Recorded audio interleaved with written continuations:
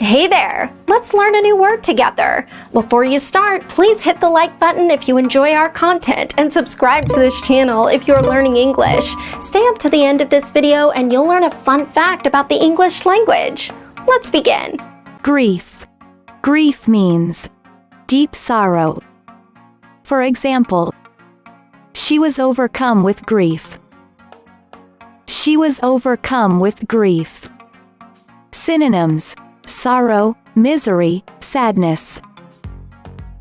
Awesome! You learned that quickly. Let's put it in some sentences to understand how to use it.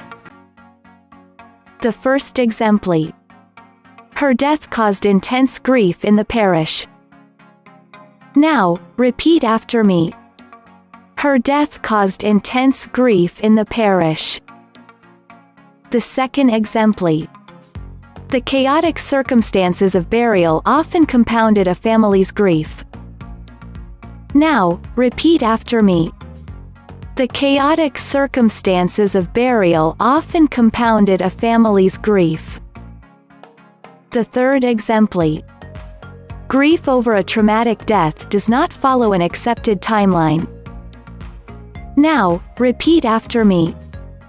Grief over a traumatic death does not follow an accepted timeline. Now let's learn an interesting fact about the English language. The motto on the royal coat of arms of the United Kingdom is in French. It says, Dieu et mon droit, or, God and my right.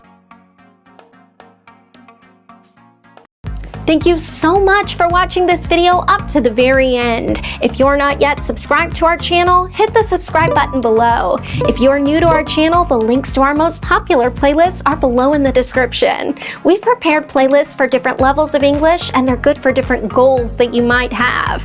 Maybe you want to take an exam, or maybe you want to improve your fluency. So check them out and see you very soon. Bye-bye.